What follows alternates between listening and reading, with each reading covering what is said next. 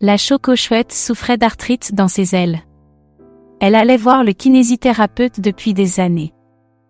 La choco-chouette était une réharmonisatrice de la forêt. Alors qu'elle avait un rendez-vous avec son kinésithérapeute, il ne répondait pas à la sonnette de la porte d'entrée. Ce qui n'était pas dans ses habitudes. La choco-chouette et lui étaient devenus proches depuis des années. Finalement, c'est la mère des 2 enfants de son kiné qui a fini par lui ouvrir la porte après qu'elle ait fait plusieurs allées et venues. La choco-chouette lui explique qu'elle avait un rendez-vous avec lui mais qu'il ne répondait pas. Son ex-femme lui dit qu'elle n'était pas la seule dans ce cas. Au final, la choco-chouette a reçu un appel téléphonique un peu plus tard de son ex-femme pour lui annoncer qu'il avait été retrouvé mort dans sa cave. Il était tombé en faisant le ménage, et s'était noyé car il avait eu une inondation causée par le débordement du fleuve.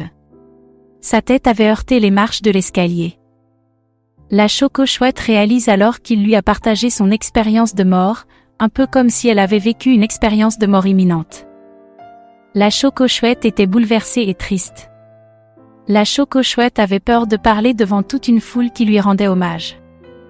La choco-chouette fait une déclaration d'amour et parle de son rêve. Nombre de repères avaient changé, et la choco-chouette prit la décision d'aller dans un groupe de parole pour partager son expérience. Elle en a déduit qu'en raison de leur affection réciproque, il lui a donné cette expérience qu'elle n'oubliera jamais, et restera gravée dans sa conscience. La choco-chouette, la choco-chouette, la choco-chouette, la choco-chouette, la choco-chouette, la choco-chouette, la choco-chouette, la choco-chouette. La choco-chouette souffre d'une maladie de clivage puisqu'elle considère que la vie et la mort sont séparées. Je vais m'auto-hypnotiser pour connaître l'origine de cette maladie qui m'a donné ce toc. En m'hypnotisant, j'ai une petite voix intérieure qui me fait songer à mon ex, à mon collègue de la forêt qui colle ses crottes de nez sur les branchages du boulot, et pire, je vois des trucs morts du passé. Je vais donc alors remplacer illico presto l'hypnose par l'interprétation de mes rêves, et on verra bien ce qui se passera. Je me réveille après ne pas avoir très bien dormi. Je fais la relation entre le soi-disant état de veille et l'état qui le précédait, mon sommeil. Je vois dans mon rêve que j'ai stocké des souvenirs, des expériences, des savoir-faire, et des pensées dans mon cerveau. Mon psychisme est un réservoir à mémoire, mais quelle épouvante! Ça veut dire que ce sont des choses mortes. En plus, je rêve que je suis en contact avec mes morts et mes aïeux. J'attribue ma mauvaise humeur au fait d'avoir mal roupillé. Pour mes morts, Sniff, Laura, Ambre, Bon Papa, Nénène, ils ne m'ont jamais perdu, seul, je suis dans l'illusion de les avoir perdus. Contrairement à la vie terrestre, je suis avec mes proches pendant le jour, et quand ils sont morts, je suis avec eux durant la nuit. Et si j'inversais? Je dors le jour, et je travaille la nuit. Mais mince, alors mes morts vont venir de la journée pendant mon sommeil. Je ne vais sérieusement plus du tout avoir envie d'aller dormir, moi qui ai si peur de craindre la mort. Mes morts communiquent avec moi.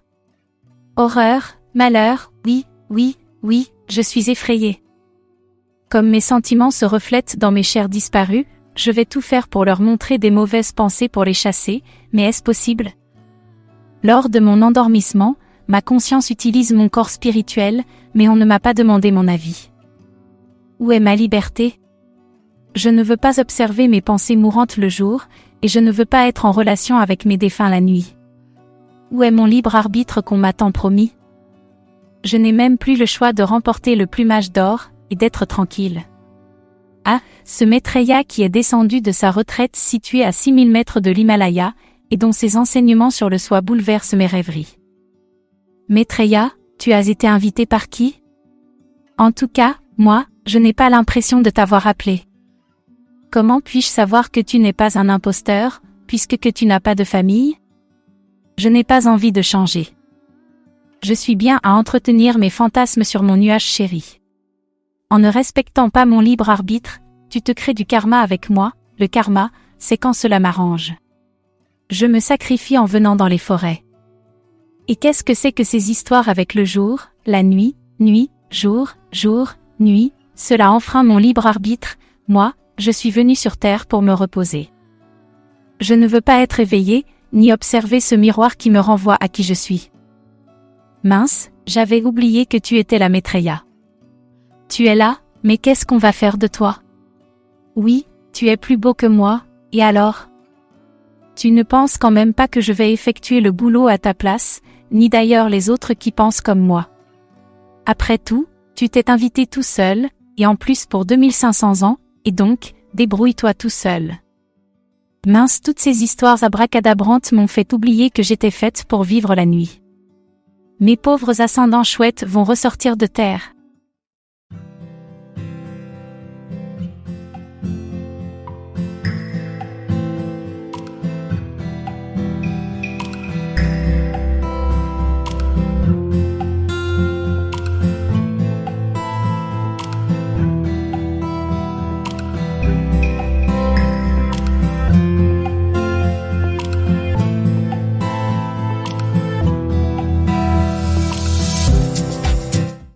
Un petit problème dans votre corps d'illusion?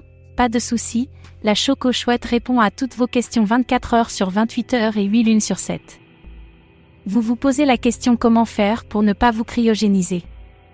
La faucheuse qui est apparue dans votre chambre vous remet trop souvent en question, et vous désirez la transformer. Comme elle est faite de particules osseuses, vous vous dites qu'elle doit être reclassée en immortelle afin d'être admise par votre laboratoire Eden. Comme les terriens sont des mortels, qu'est-ce qu'ils doivent faire? Pas d'affolement, pas de problème, pas d'agitation. La Choco Chouette peut faire la démarche de vous transformer en immortel. En fonction des particules osseuses qui la composent, la faucheuse est orientée dans un des 7 congélateurs de transformation. Il y a 7 congélateurs de différentes tailles et de différents coloris. À votre demande sur la possibilité de reclasser votre conscience à l'instant de votre mort, vous pourrez éventuellement, à partir d'un procédé, regarder visuellement le formulaire pour accéder au tarif de première classe. Faisant office d'un procédé personnel, votre conscience ne pourra pas être surclassée, puisque votre corps éthérique, votre corps astral et votre corps mental gardent en mémoire le taux vibratoire à laquelle vous êtes arrivé. Quand vous allez réceptionner chez vous le formulaire que vous avez complété afin d'espérer l'élévation de votre conscience, vous recevrez un code d'accès vous permettant de voir cette grande famille d'immortels. Quand l'enveloppe parfumée avec la réponse, ainsi que la copie du formulaire arrive chez vous, vous devez l'ouvrir instantanément. Puis, sortez la réponse ainsi que le code d'accès, et gardez l'enveloppe. Première étape, comme votre conscience a une mémoire, vous n'avez aucun moyen de la surclasser même par cryogénisation. Les congélateurs sont faits pour vous tenir attaché à la Terre, et pour vous permettre d'errer en tant que fantôme. Seuls les sujets momifiés peuvent être requalifiés, car ils sont responsables de la perpétuation du corps éthérique, parfois depuis des siècles. Deuxième étape, par contre, vous pouvez recycler votre code d'accès qui aurait pu vous permettre d'élever votre conscience, en un drap de coton bio. Il est évident que la Choco Chouette vous accompagne depuis son impasse de cul-de-sac dans vos démarches. Elle vous dit désormais que vous avez gagné le droit de vous trouver un drap en coton 100% bio. Sans ce drap, vous aurez l'illusion de n'avoir aucun pouvoir de modernisation. Enfin, la troisième et dernière étape, allez au marché des puces et des mythes de Superwoman place de l'Oca dans le 37e arrondissement de Paris. Ce marché fait partie des incontournables d'Abby Punaise. Vous voulez participer à la régénération de la Terre, c'est à vous de le faire. Vous êtes devenu un fantôme, pas de problème, passez dans l'incinérateur pour obtenir de la puissance afin de revenir sur Terre dans un nouveau corps pour combattre les forces de la matérialité ainsi que pour vous opposer aux guerres et à la pollution. Voilà, les étapes sont terminées, et vous deviendrez vous-même un maître de sagesse au fil des incarnations.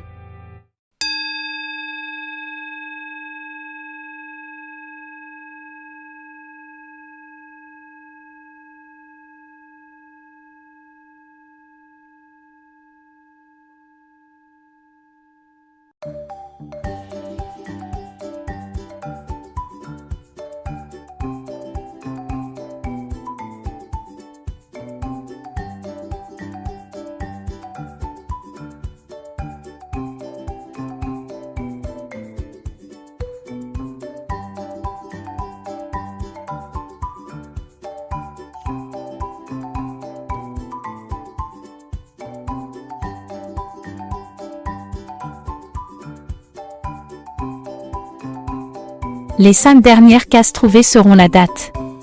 Exemple, 12, 8, 27. Égale 12 août 2027. Si les chiffres ne correspondent pas à une date, ils indiqueront le numéro d'immatriculation de votre urne.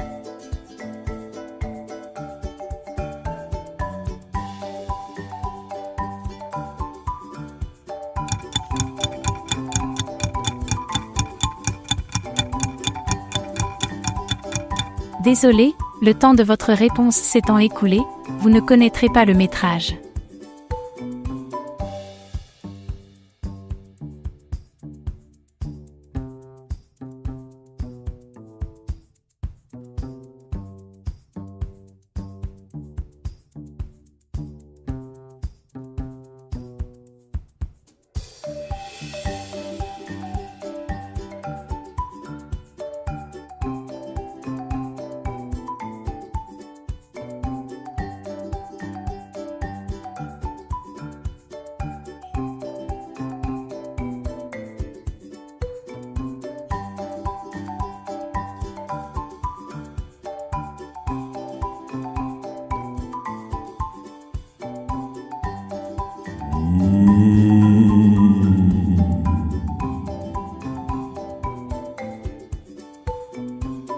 Si vous avez réussi à les compter, vous avez une preuve de vie après la mort.